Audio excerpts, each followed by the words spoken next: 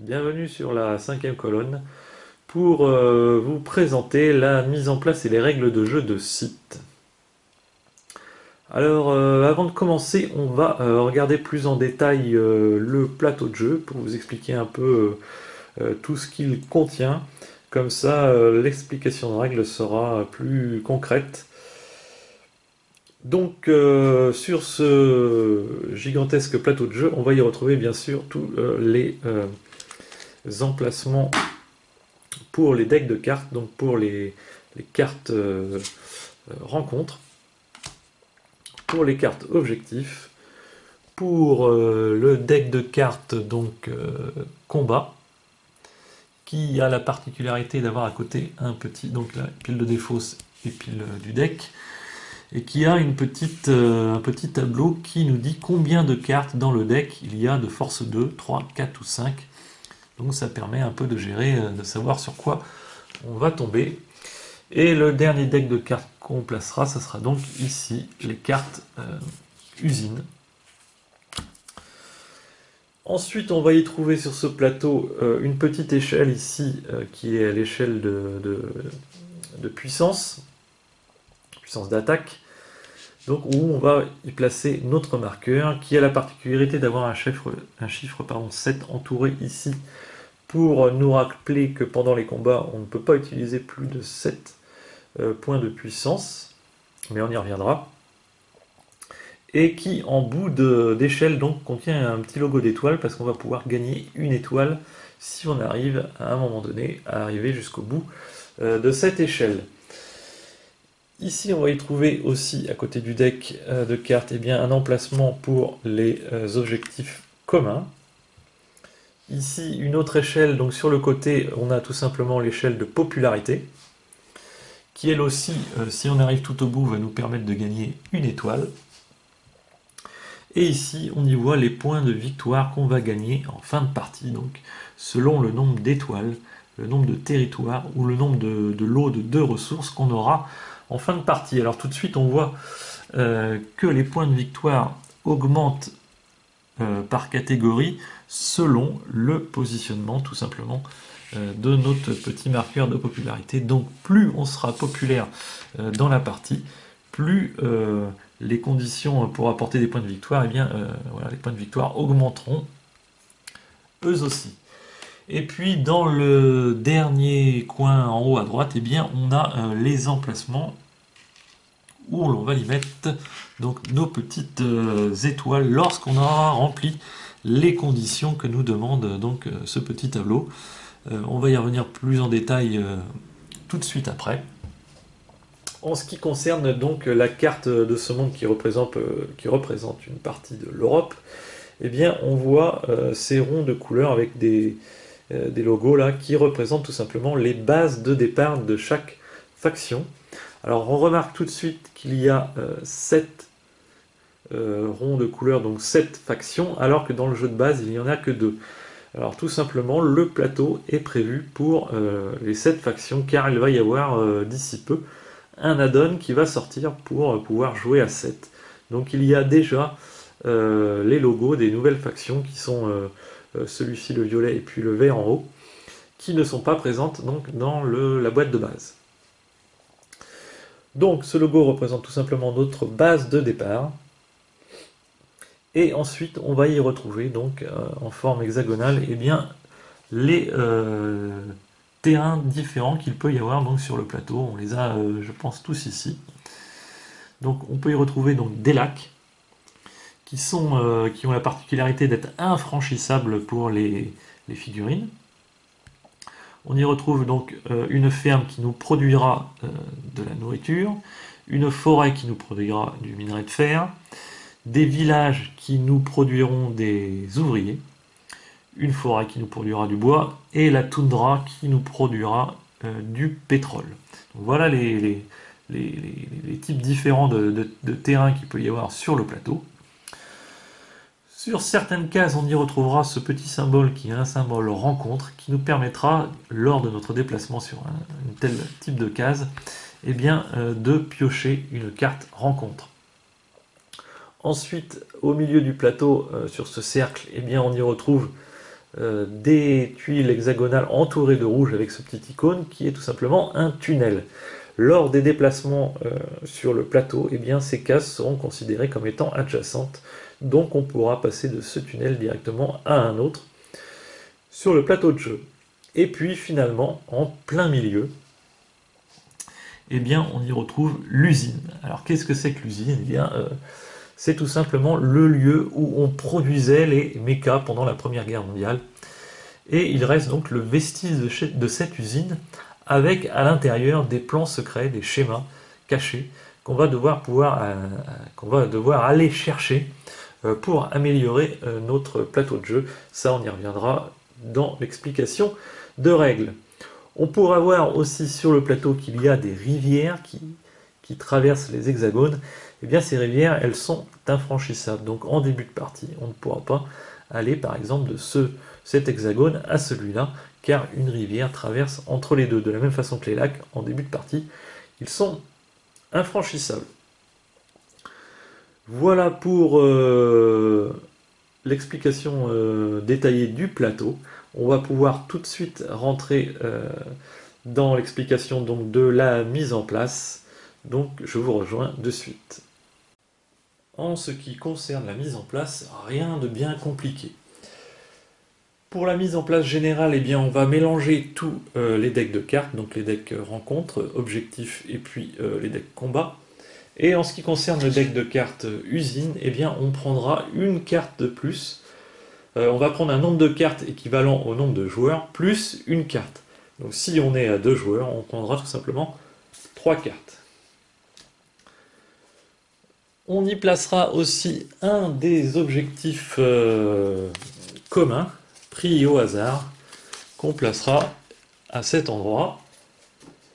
On mélangera les plateaux de factions et de joueurs qu'on distribuera et que chacun donc choisira au hasard. Et la mise en place de base est finie. On passera donc à la mise en place par faction, car chaque faction va avoir une petite mise en place différente. Donc en ce qui concerne les factions, chaque faction par contre placera son personnage principal sur sa base de départ et 2 de ses ouvriers. Petits ouvriers que je n'ai pas précisé mais qui sont tous différents en forme de taille, pas de taille, comment, de dessin, eh bien sont tous différents, c'est un petit avantage du jeu aussi, du matériel. Donc les 2 ouvriers seront placés sur les 2 territoires adjacents à la base de départ donc, de la faction. Les mechas seront placés sur ces petits ronds qu'on retrouve sur le plateau de faction pour cacher le pouvoir qu'il y a en dessous, parce qu'au début ils ne seront pas accessibles. Ici sur le côté, sur le plateau, on y retrouvera donc mise en vrac tous les petites étoiles.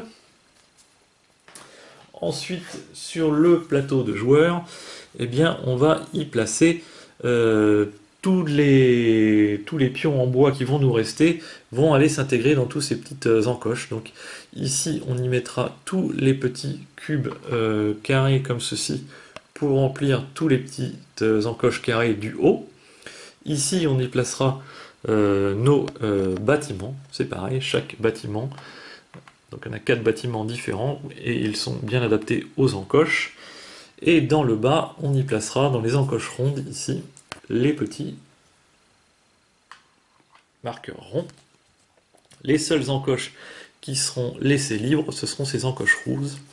Dans le bas, elles ne seront pas remplies sur le plateau. Donc vous avez un exemple ici. Voilà. On gardera de côté notre petit pion de joueur. Dans le haut, ici, on y placera tous nos ouvriers restants, donc il en reste 6, et bien on les placera dans cet emplacement ici, comme sur l'exemple. Et puis, on va regarder la mise en place spécifique de chaque faction qui est écrite donc, dans ces petits encarts ici. Donc ici sur le plateau de faction, et ici sur le plateau de joueurs.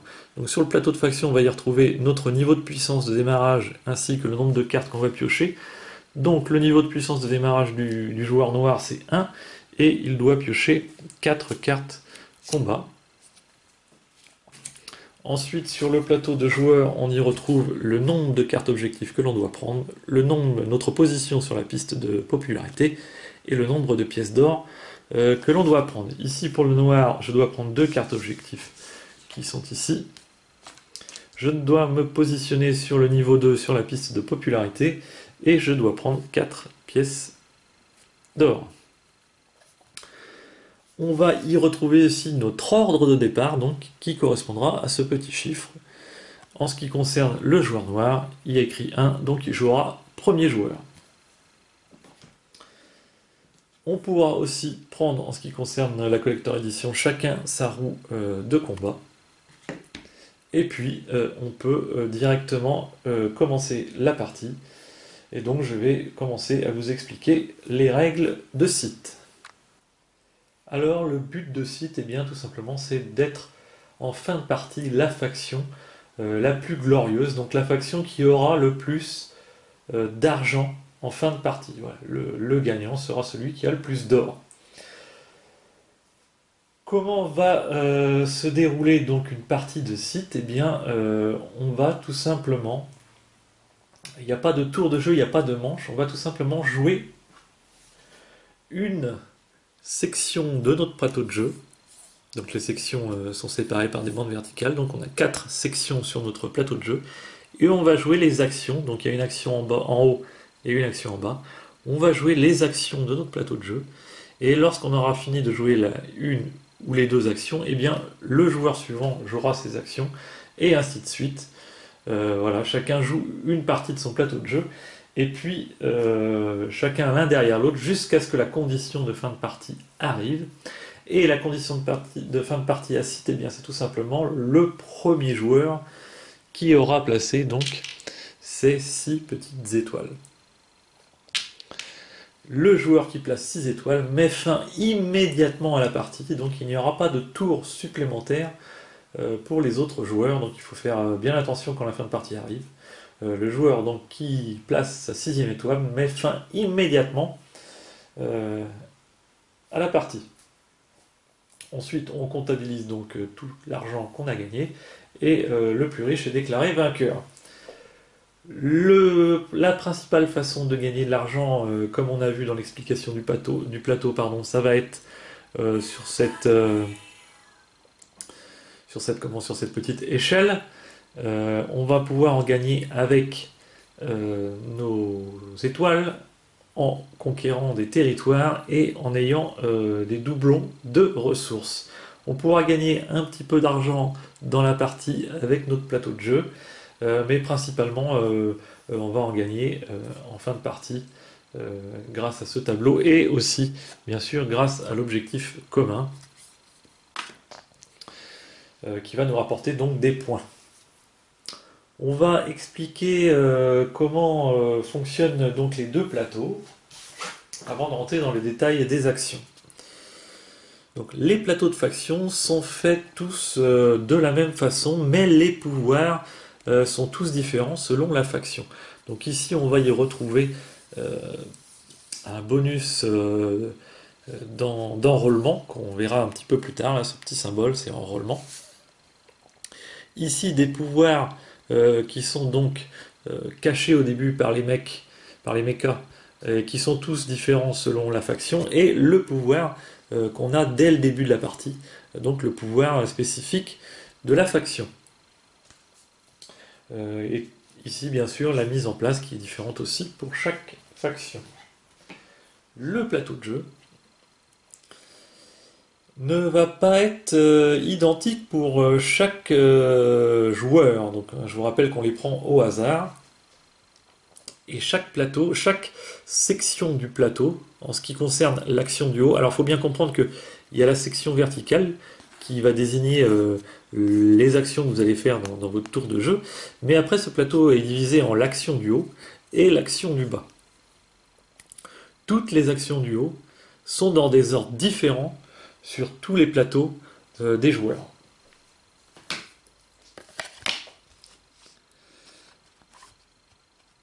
par exemple, dans ce cas-ci, on se retrouve par exemple avec la même action au début, mais une action différente ici, pas les mêmes les icônes, pareil pour là. Et ainsi de suite. Donc tous les plateaux sont différents. Les actions sont toutes identiques. C'est-à-dire que par exemple, l'action de mouvement qui est celle-ci avec ces petites icônes, eh bien, c'est exactement la même que celle-ci. Voilà, on y retrouve exactement les mêmes icônes. Elles sont toutes, donc, et ça c'est pour toutes les actions, et donc elles sont toutes identiques, mais elles sont dans des ordres différents sur le plateau. Pourquoi? Parce que les actions du bas, par contre, elles sont exactement dans le même ordre sur le plateau. Donc on voit que cette action nous permet de dépenser c'est une action d'upgrade, et bien ces actions sont placées à l'identique dans le plateau, ce qui fait que entre l'action du haut et l'action du bas, et bien tout est mélangé, et lorsqu'un joueur va choisir une section du plateau, et bien il ne fera pas une combinaison des deux actions identiques à la même section d'un autre joueur. J'espère avoir été clair. La spécificité de celle du bas, donc je vous ai dit que celle du haut toutes les icônes étaient complètement identiques, mais dans des ordres différents, alors que celles du bas ont des coups. Alors les actions sont dans le même ordre sur les plateaux des joueurs, mais ont des coups différents selon le plateau que vous aurez. Par exemple, alors la première, on voit qu'elle est strictement identique, mais la seconde, par exemple, nous demande 4 minerais avec une amélioration de 3, alors que celle d'en bas nous demandera 4 minerais avec une amélioration de 2, mais ça on y reviendra plus tard. Ce qui est dans le petit découpage, là, bien, va pouvoir être amélioré, donc être supprimé. Donc il y a une petite différence entre les deux plateaux. Là, bon, j'ai pas pris un plateau vraiment explicite, mais toutes ces actions sont un peu différentes selon les plateaux.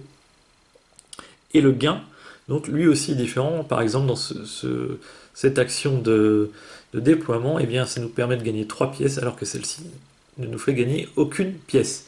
Voilà. Toutes les actions et les petites spécificités du bas, donc qui sont différentes selon le plateau. L'action elle-même reste la même, mais les gains ou le coût de l'action peut être différent.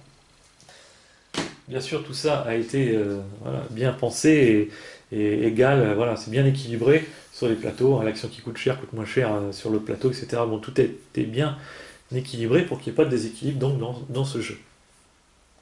Alors j'espère avoir été clair pour cette petite spécificité de plateau. Et puis maintenant, on va carrément rentrer dans les actions possibles, donc à notre tour de jeu. Et comment on va pouvoir engranger donc ces étoiles et puis gagner des points pour la fin de partie. Alors voilà à quoi va ressembler votre plateau de faction, votre plateau de joueurs en début de partie. Toutes les cases, voilà tous les jetons que vous devez remplir. Première action qu'on va expliquer, c'est tout simplement l'action de déplacement qui se trouve ici sur ce plateau. Mais ici, sur celle-là, ce sera plus simple pour vous expliquer les icônes. Donc, elle se trouve ici. Donc, c'est l'action avec les petites icônes de bonhomme qui courent là. Ça, c'est l'action de déplacement. Alors, cette action de déplacement, c'est un déplacement gain. C'est-à-dire que on peut, lorsqu'on choisit cette section du plateau, pour ce joueur-ci par exemple, eh bien, soit se déplacer, soit gagner des pièces d'or. Et en plus, lorsqu'on aura construit un bâtiment, parce que je vous rappelle qu'en début de partie, cette case est bien sûr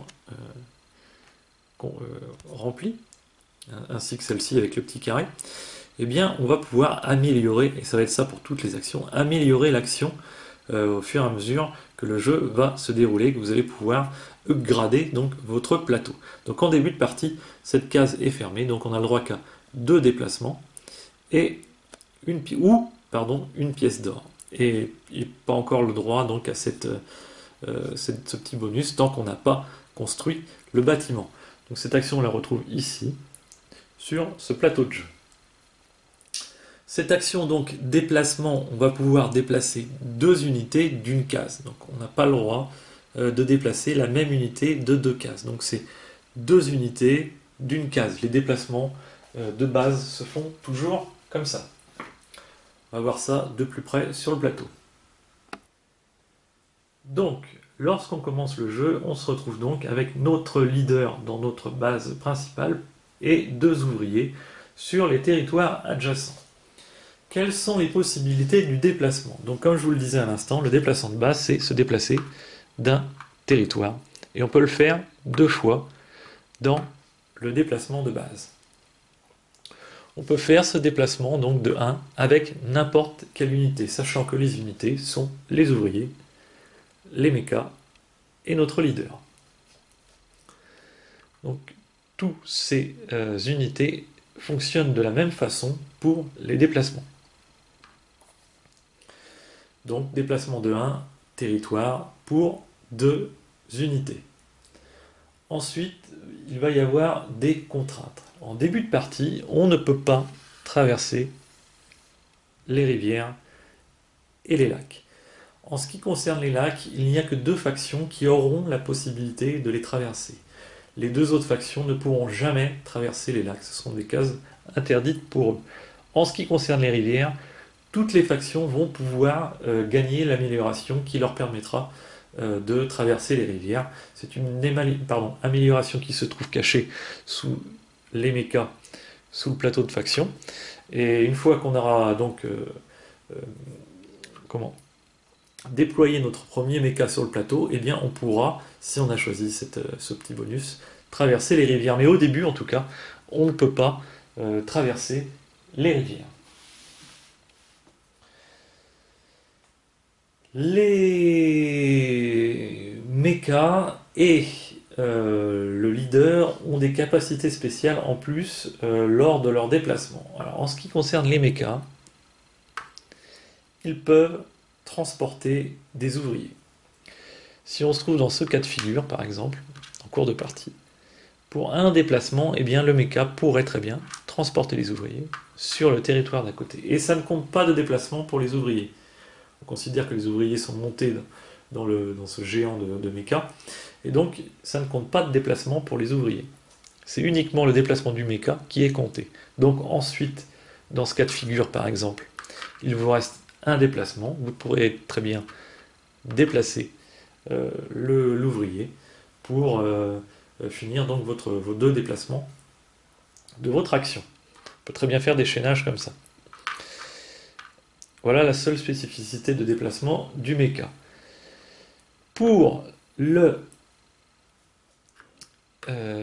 leader, eh bien lui, lorsqu'il se déplace sur un territoire avec un petit jeton rencontre, eh bien il a le droit de piocher cette fameuse carte rencontre. Et c'est la seule unité qui peut vous permettre de piocher donc cette carte rencontre. C'est une des spécificités de ce leader. L'autre spécificité du leader, c'est tout simplement qu'il est le seul à pouvoir se rendre dans l'usine. Dans l'usine, on en reparlera tout à l'heure, pour pouvoir y piocher une carte. Les autres unités peuvent s'y rendre, mais ne piocheront pas de carte. Donc le leader est la seule unité à avoir le droit de piocher une carte et de se rendre dans l'usine pour piocher une carte. Le mec peut transporter des ouvriers gratuitement, et par contre les ouvriers n'ont rien de spécial. Lorsqu'il y aura des ressources sur les cases, toutes les unités, que ce soit le leader, l'ouvrier ou le mecha, pourront transporter toutes les ressources qu'il y a sur le plateau, sur la case d'où ils sont partis, pour les transporter vers une autre case. Il n'y a pas de limite de transport, que ce soit en ouvrier, pour les mechas, ou alors en ressources pour toutes les autres unités. Donc le leader, l'ouvrier et le mecha peuvent transporter autant de ressources qu'ils veulent d'un territoire à un autre.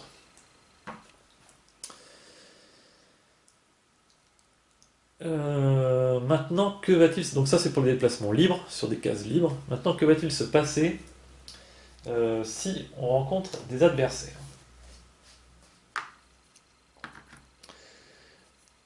Petite précision, il n'y a aucune limite d'empilement sur les cases. Donc toutes vos unités, que ce soit ouvrier, mecha ou leader, peuvent être sur la même case, sans aucun souci.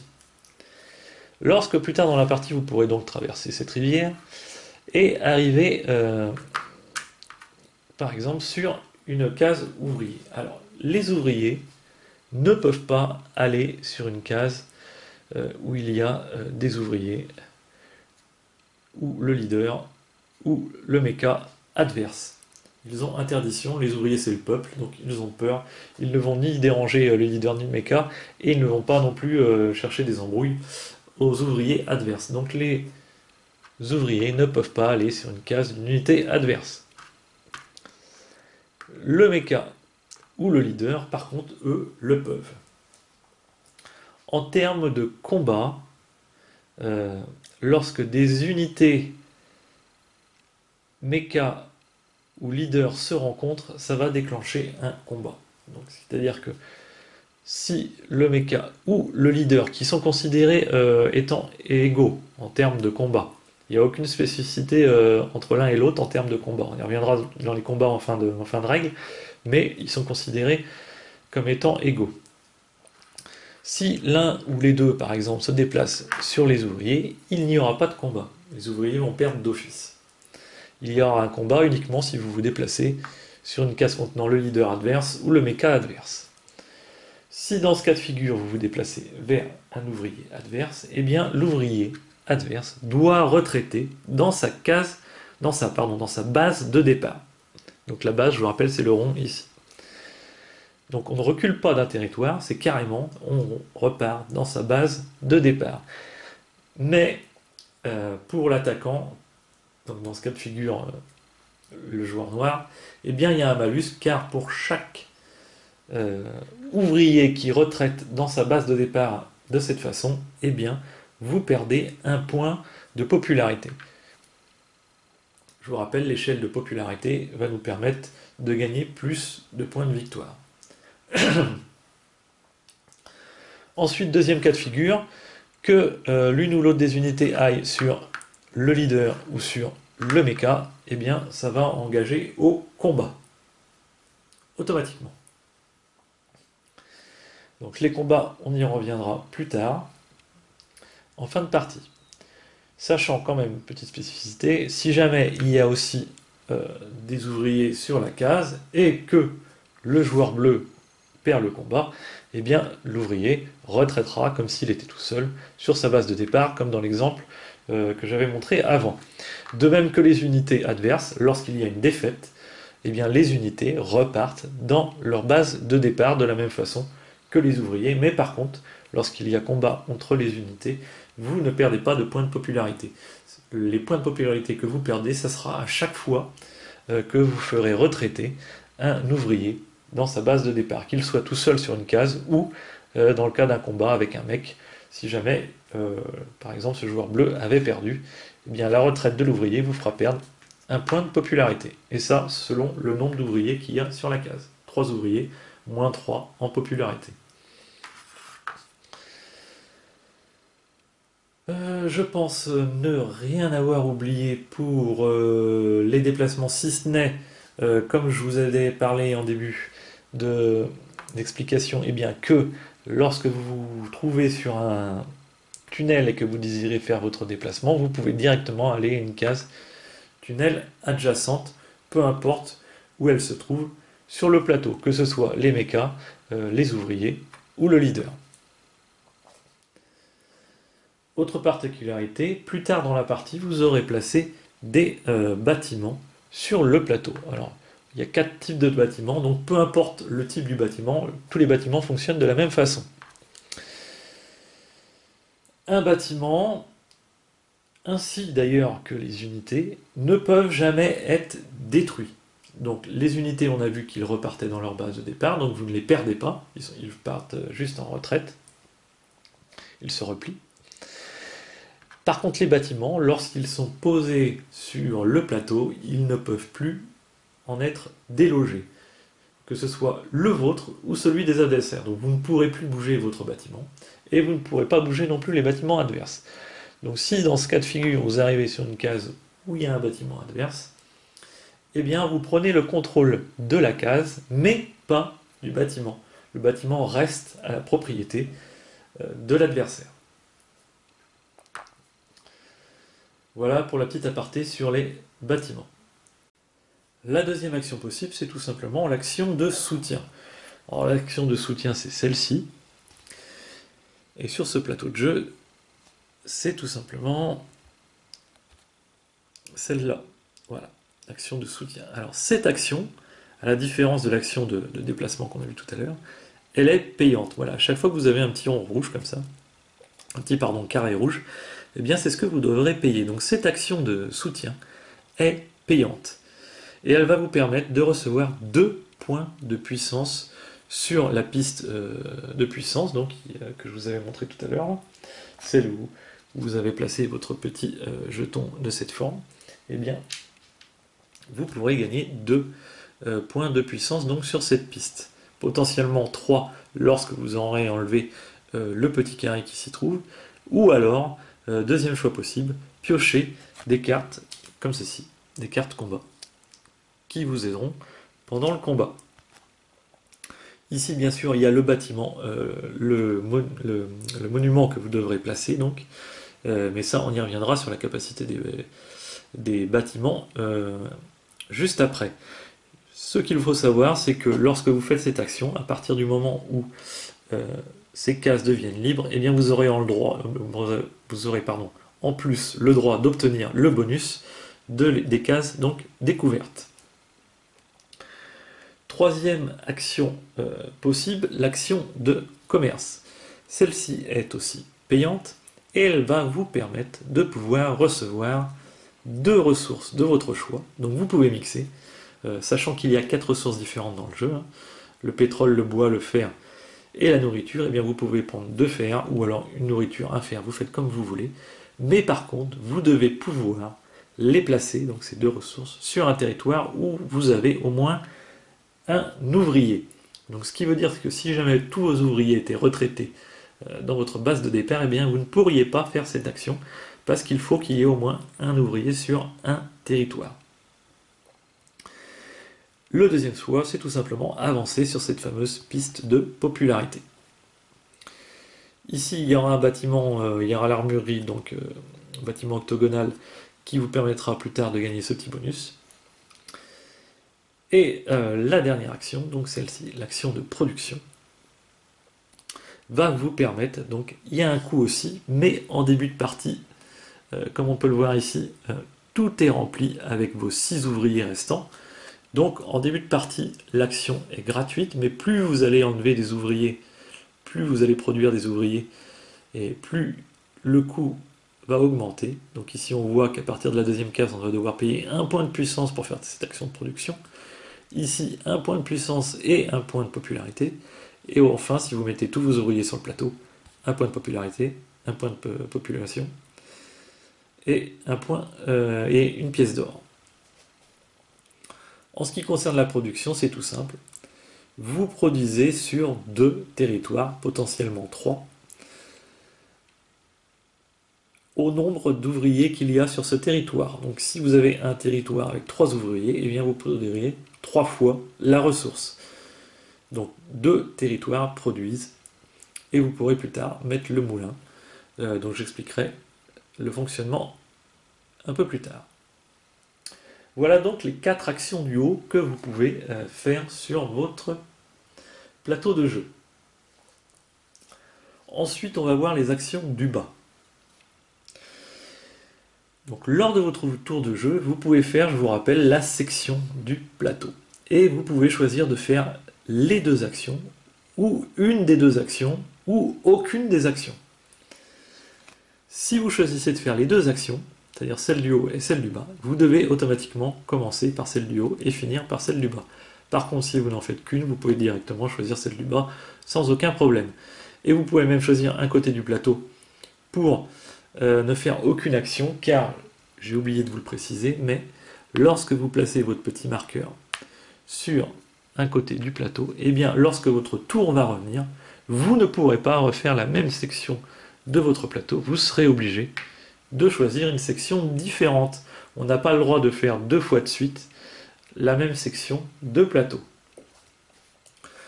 Donc reprenons en ce qui concerne les actions du bas. Donc les actions du bas, ça va être que des actions d'amélioration, de déploiement, de construction, qui vont vous permettre principalement de gagner ces fameuses étoiles. Donc la première, c'est l'upgrade.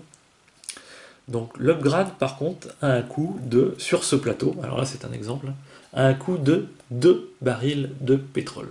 Donc vous devez payer 2 barils de pétrole et vous pourrez faire l'action upgrade et gagner une pièce d'or. Alors l'action upgrade, c'est tout simplement prendre un de ces petits carrés de votre plateau et le descendre dans un des carrés du bas.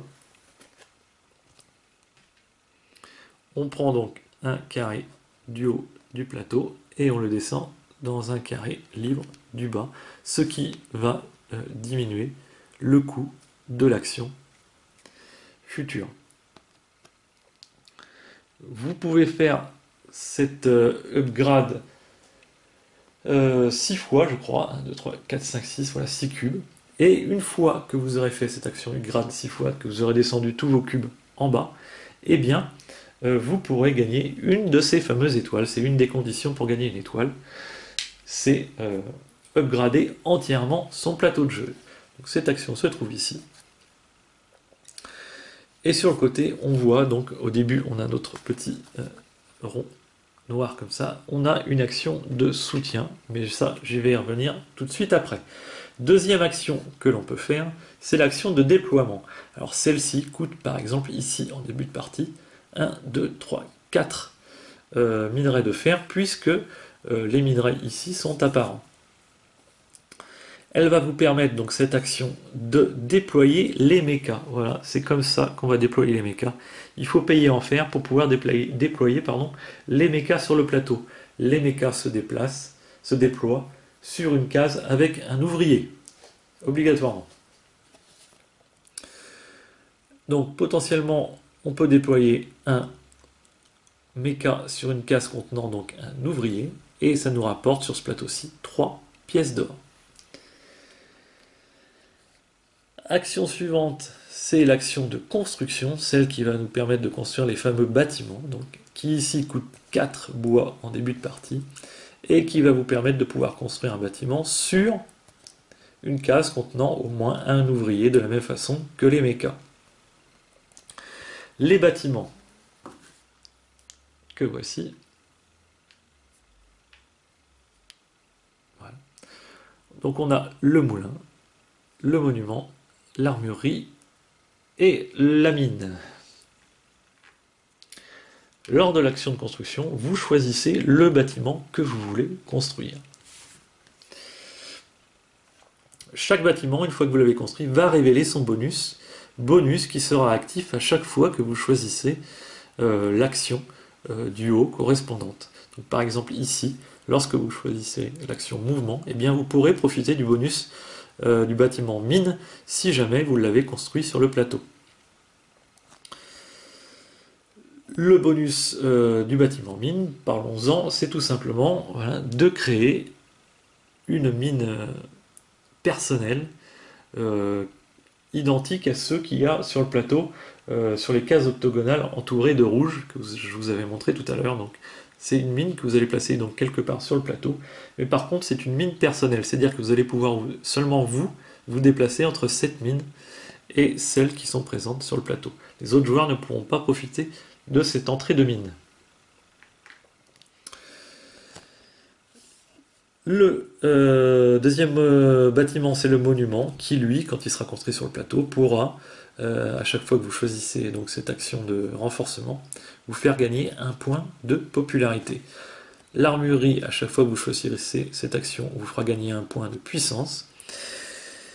Et puis le moulin, donc lorsque vous l'aurez construit, que vous ferez une action de production, eh bien produira sur son territoire, tout simplement. Et ça fera potentiellement 1, 2, 3, 4 territoires où on pourra produire pendant la partie. Donc lui, le moulin produira une seule ressource sur le territoire où vous l'aurez placé. Sachant que les bâtiments, qu'il ne peut y avoir qu'un seul bâtiment par territoire sur le plateau. La dernière action du bas donc du plateau qui coûte de la nourriture et qui ici en coûte 3, c'est l'action d'enrôlement. Alors l'enrôlement, c'est cette petite icône qu'on va retrouver sur le plateau de faction. Dans ce cas-ci, vous payez 3 nourriture et vous faites l'action d'enrôlement et vous gagnez 2 pièces. Alors l'action de roulement, ça va être tout simplement de retirer un de ces jetons cylindriques du plateau pour effectuer 2 choses. Alors le fait de faire ça, ça va nous octroyer plusieurs bonus. Le premier, tout simplement, c'est que ça va libérer cette icône. Et donc à chaque fois, de la même façon que les icônes d'en haut, à chaque fois que vous ferez cette action, vous pourrez gagner ce bonus de popularité dans ce cas-ci.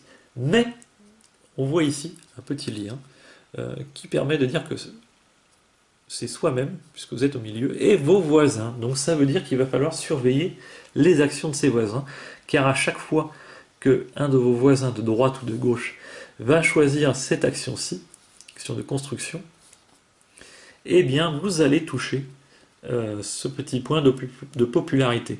Donc il va falloir faire attention aux actions de vos voisins proches de table. Et ça marche pour toutes les actions du bas. Voilà. Dans celle-ci, nous permet de gagner une carte combat à chaque fois. Celle-ci, une pièce d'or. Et celle-là, un point de puissance pour vous et vos voisins quand chacun choisit cette action correspondante. La deuxième chose, c'est que ce petit pion, on va le transférer sur le plateau de joueur, le plateau de faction. Et ça va nous permettre, voilà, on retrouve bien cette petite icône, ça va nous permettre de gagner une seule fois le bonus représenté, de points de puissance, de pièces d'or, de points de popularité ou de cartes combat. Donc on pourra y placer les 4 pions de son plateau, 4 pions en roulement. Lorsqu'on aura fait ceci, ça nous permet aussi de gagner une petite étoile. De même que lorsqu'on aura construit nos 4 bâtiments, ça nous fera gagner aussi une petite étoile. Lorsqu'on aura placé tous nos ouvriers sur le plateau, on gagnera aussi une petite étoile. Donc je reviendrai sur les façons de gagner les petites étoiles, mais voilà, déjà sur le plateau de jeu, on a déjà 1, 2, 3, 4 façons de gagner ces étoiles. Donc plus on vide notre plateau, plus on découvre de bonus, et plus on gagne d'autres d'étoiles. Voilà en ce qui concerne les actions, je pense ne pas avoir fait trop d'erreurs. Et puis on va passer donc à la suite, on va expliquer par exemple les objectifs communs qui eux nous font gagner des pièces d'or directement en fin de partie. Alors, dans le jeu, il y a 6 objectifs différents.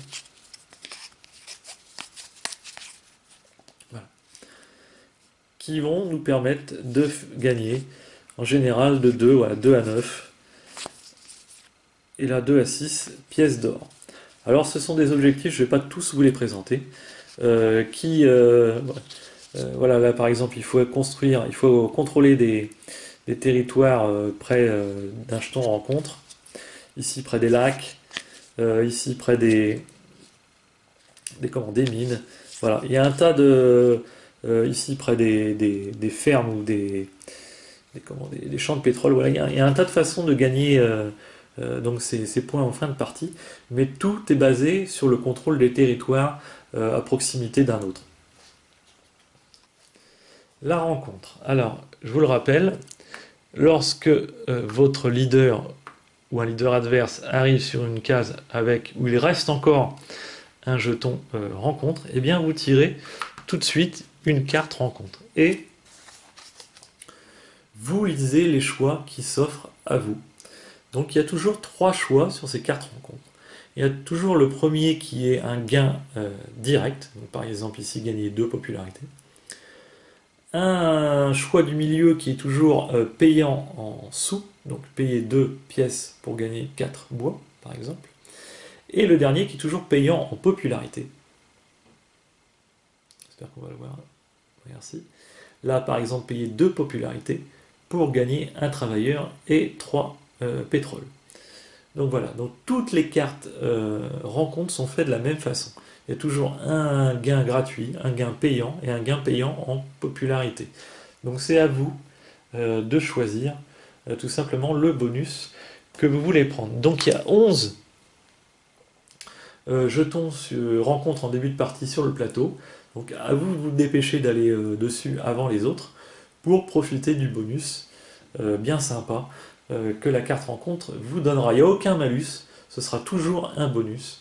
À vous de choisir le bonus que vous voudrez. En ce qui concerne la carte usine, eh bien comme je vous l'ai dit, la case usine, pardon, une fois que vous vous déplacez sur la case usine, eh bien le premier joueur à s'y rendre, dans ce cas-là, en cas d'une partie à 2 joueurs, a le droit de regarder les 3 cartes et d'en choisir une. Donc plus la partie passe, plus il y aura il y aura de cartes dans ce tas, puisque chaque joueur qui va y passer va en prendre une, et donc va supprimer le choix pour les joueurs adverses. Qu'est-ce donc que les cartes usines? Eh bien c'est tout simplement des cartes qui vont se rajouter à votre plateau de jeu de joueurs.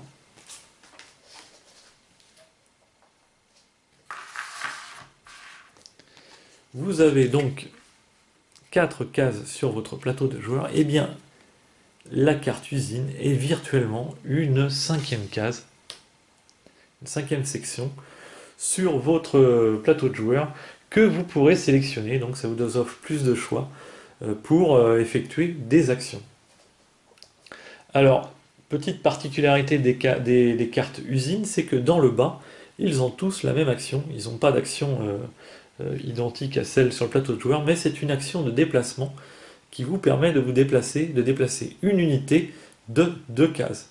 Donc ça sera toute la même action dessus. Par contre, l'action du dessous, par contre l'action du dessus sera différente sur toutes les cartes. Dans celle-ci par exemple, en payant une pièce d'or et une carte combat, eh bien on peut produire sur 2 territoires. Voilà. Un petit peu différent de l'action de production du plateau de jeu, mais par exemple si vous aviez cette carte-ci, eh bien vous pourriez produire 2 fois sur des tours d'affilée, alors que normalement vous êtes obligé de choisir une action différente de votre plateau de jeu. Mais là, comme vous avez 2 fois l'action de production, vous pourriez produire plus vite que les autres. Donc ces cartes usines sont vraiment intéressantes, ont vraiment beaucoup de puissance, et il faut aller les chercher assez tôt dans la partie pour pouvoir profiter de cette action en plus. Par contre, on ne sait jamais sur quoi on va tomber. C'est pour ça qu'il faut aller les chercher tôt, parce que des fois on peut tomber sur des actions qui sont correspondantes par exemple à celles du bas, alors que vous avez déjà complètement upgradé votre plateau par exemple, et vous avez une action d'upgrade qui va ne vous servir à rien. Donc plus vous avez de choix dans les actions d'usine, dans les cartes usines, mieux c'est. Donc il faut essayer, si possible, d'aller les chercher tôt dans la partie. Bien sûr, on le sait, il faut pouvoir quand même traverser les rivières, et puis c'est assez long pour se rendre au milieu du plateau, puisque de base, on ne se déplace que d'un territoire par un territoire. Les étoiles. Alors, comment gagne-t-on les étoiles? Je vous rappelle que la fin de partie arrive à partir du moment où un joueur a placé ses 6 étoiles donc sur ce petit tableau. La première façon de gagner des étoiles, comme je vous l'ai dit dans l'explication des plateaux, c'est un upgrade. Donc ce petit engrenage signifie les upgrades. Donc quand vous avez upgradé entièrement votre plateau, donc quand vous avez descendu du haut vers le bas 6 petits cubes, eh bien vous avez le droit d'y placer une petite étoile. Ici c'est les mechas, lorsque vous aurez déployé vos 4 mechas qui se trouvent sur votre plateau de faction, eh bien vous aurez le droit d'y placer une étoile. Lorsque vous aurez construit vos 4 bâtiments, eh bien vous aurez le droit de placer ici aussi une étoile. Lorsque vous aurez enrôlé vos 4 petits pions cylindriques, comme ceci, qui se situent dans le bas de votre plateau de joueur, eh bien vous aurez le droit aussi de placer une étoile. Lorsque vous aurez placé tous vos ouvriers sur le plateau, donc eh bien vous pourrez ici aussi y placer une étoile. Ensuite, vous aurez le droit de placer une autre étoile ici, si vous réalisez un de vos 2 objectifs que vous avez obtenus en début de partie. Donc on obtient 2 cartes, mais on pourra n'en réaliser qu'une seule. Donc à vous de choisir la plus simple, ou celle qui va bien avec votre stratégie, mais vous ne pourrez placer qu'une seule étoile sur un des deux objectifs. Ensuite, ici et ici, eh bien, c'est tout simplement lors des combats, que je vais expliquer juste après. Eh bien, lorsqu'on gagne un combat, on a le droit de placer une étoile, et on a le droit de le faire 2 fois, maximum. Ensuite, ici, c'est la piste de popularité qui se trouve juste là. Donc, lorsqu'on arrive à 18, on a le droit d'y placer une étoile. Et l'autre, eh bien, c'est la piste force que je vous ai montré au début. Lorsque vous arrivez tout au bout de la piste force, à 16, eh bien, vous avez le droit de placer une autre étoile ici. Donc voilà, plusieurs possibilités pour y placer des étoiles. Sachant que plus on a d'étoiles, plus on va gagner de points en fin de partie. Les combats. Alors, puisque ça nous permet de gagner des étoiles, on va expliquer comment ils se déroulent. Les combats se déroulent à partir du moment où les unités en plastique, là donc, c'est-à-dire le leader ou le mecha, rencontrent un autre leader ou un autre mecha. Voilà, il peut y avoir du 1 contre 1 ou du 2 contre 2, mais, ou du 2 contre 1, pardon. Donc, peu importe la supériorité qu'il peut y avoir en unité, à partir du moment où des unités se rencontrent, pas les ouvriers, hein, uniquement les mechas, les leaders, eh bien il y a combat. Comment se déroule le combat? Bien, on va se servir de cette petite roue et des cartes combat qu'on a mis de côté en début de partie et qu'on pourra piocher pendant le déroulement de la partie. On va choisir un niveau de combat, une force de combat, sur notre roue, qui peut aller donc de 0 à 7, par rapport à notre niveau de force, de puissance qu'on a ici. Forcément, voilà, si on n'est qu'à 2, comme en début de partie, eh bien je ne pourrai mettre que 2 sur cette petite roue, puisque je n'ai pas le droit de mettre une valeur supérieure à ce que j'ai en puissance. Alors imaginons que je suis à 7, je peux mettre 7 puissance contre l'adversaire. L'adversaire va faire de même avec sa roue, et vous le placez face cachée sur le plateau. Ensuite, pour chaque unité présente dans le combat, vous avez le droit d'ajouter une carte combat. Donc forcément, plus il y a d'unités, plus vous avez de chances de gagner, sachant que les cartes combat vont de 2 à 5 en force. Donc dans ce cas de figure-ci, je me retrouve à 2 contre 1. Donc j'ai le droit, contre le joueur bleu, de mettre 2 cartes de combat. Donc à moi de bien doser, par rapport à ma force et par rapport à la force de l'adversaire, sachant que je vais déjà savoir à peu près ce qu'il va pouvoir mettre sur sa roue, par rapport à son niveau de puissance, et bien à savoir si je crame ma 5, parce que j'ai peur de me faire avoir, ou si je mets une carte plus petite. Donc je cache 2 cartes sur la roue, et chacun dévoile son niveau de puissance en ajoutant tout simplement la somme sur la roue et la somme des cartes. Si jamais l'attaquant gagne, toutes les unités perdantes retraitent dans la base de départ du perdant.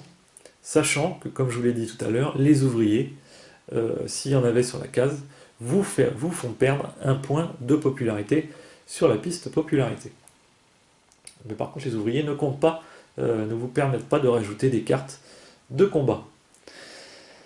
Si l'attaquant perd, de la même façon, l'attaquant part en retraite et revient dans sa base de départ de la même façon que l'attaquant. Lorsque le combat est fini, et bien tout simplement, on défausse les cartes utilisées dans la pile de défausse, et puis on descend le nombre de points de puissance qu'on a utilisé sur notre roue pour actualiser donc cette piste de puissance. En cas d'égalité, je ne veux pas dire de bêtises, je regarde ça tout de suite.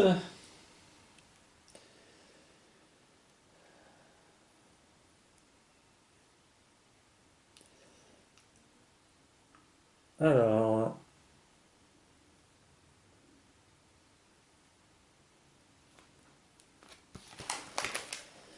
excusez-moi, je suis un petit peu long, j'arrive plus à trouver cette cas d'égalité. Voilà, c'est bien ça. Les égalités sont remportées par le joueur attaquant. Voilà, c'est la prime à l'attaquant. Donc, Donc qu'il y ait égalité ou qu'il gagne, ça se passe de la même façon.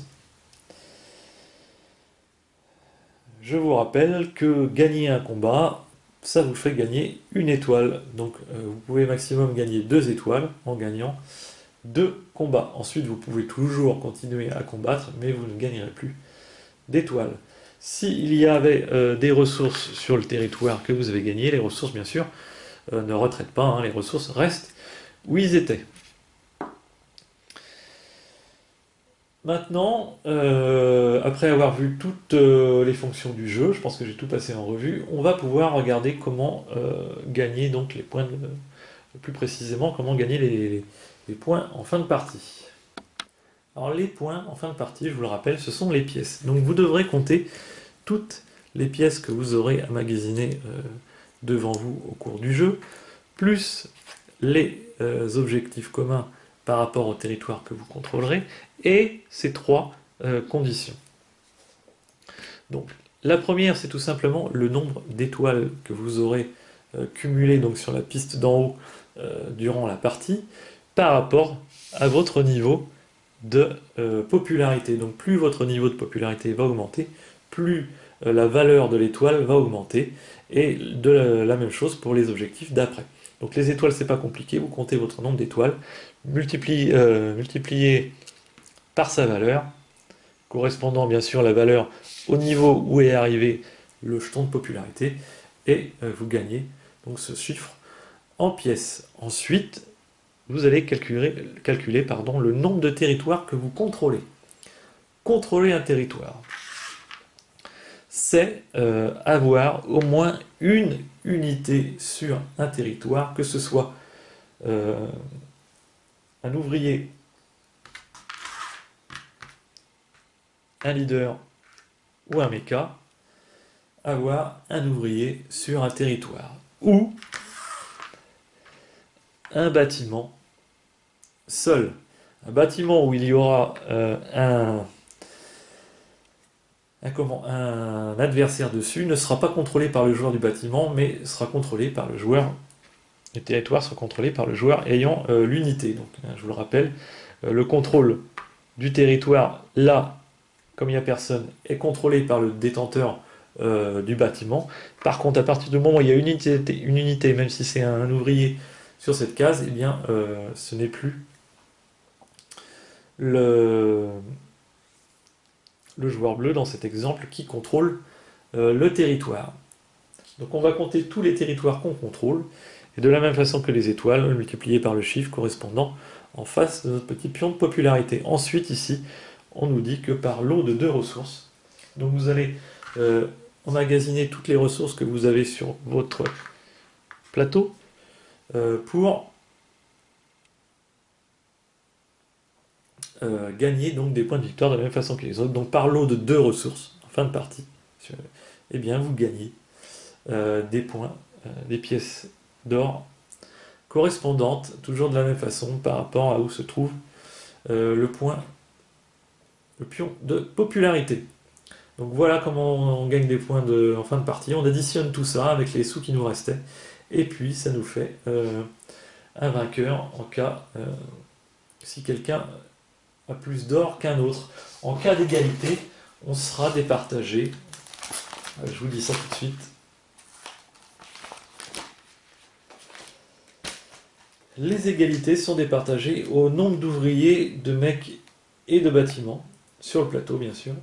Puis après, la puissance la plus forte, la piste de popularité, le nombre de pions de ressources, le nombre de territoires, le nombre d'étoiles. Enfin, il y a beaucoup de façons de trancher les égalités, mais la première, ça sera le nombre d'ouvriers, de mecs et de bâtiments qu'on aura déployés donc, sur le plateau. Donc voilà en ce qui concerne les règles de site, hein. Des règles vraiment pas compliquées une fois qu'on les a assimilées. On n'a quasiment plus besoin de sortir le livre de règles une fois qu'on a joué une fois ou deux. Il suffira juste donc pour arriver à gagner, d'arriver à gérer ses actions au mieux pour pouvoir par exemple déclencher les 2 actions du plateau plutôt qu'une lorsqu'on choisit une section, et puis arriver à placer, voilà, il n'y a pas beaucoup de combats dans ce site, donc il faut arriver à placer des défenses, à faire de l'intimidation plutôt que du combat, Et puis, si on arrive à gérer tout ça assez rapidement, eh bien, on arrivera à placer plus d'étoiles que les autres, et puis à remporter plus d'argent. Un jeu super intéressant, j'adore ce jeu. Franchement, je ne regrette pas mon achat. Qu'est-ce que je pourrais dire d'autre? Je n'ai pas parlé des pouvoirs spécifiques des factions, donc, qu'on va pouvoir retrouver, comme je vous l'ai dit, euh, dans, dans l'open box, eh bien, en français. Hein. On retrouvera toutes les cartes rencontres, les cartes objectifs et les cartes et donc les plateaux de factions traduites, hein, pour pas avoir de problème. Donc voilà, chaque faction a des pouvoirs lorsqu'on déploie nos mecs, donc différents. Et puis on des pouvoirs surtout différents en début de partie. Par exemple, la Crimée a un pouvoir de pouvoir dépenser une carte combat. Donc je me rappelle, les cartes combat, c'est celle-ci. Comme si c'était une ressource. Donc vous pouvez remplacer une ressource une fois par tour par une carte combat. Les Nordiques, eux, les ouvriers peuvent traverser la rivière dès le début de la partie, puisque je vous ai dit qu'au début de partie, on ne peut pas traverser la rivière. La Polonia prenait jusqu'à 2 options par carte rencontre. Alors, lorsqu'on utilise une carte rencontre, donc celle-ci, on va pouvoir choisir 2 actions de la carte au lieu de n'en choisir qu'une, tout simplement.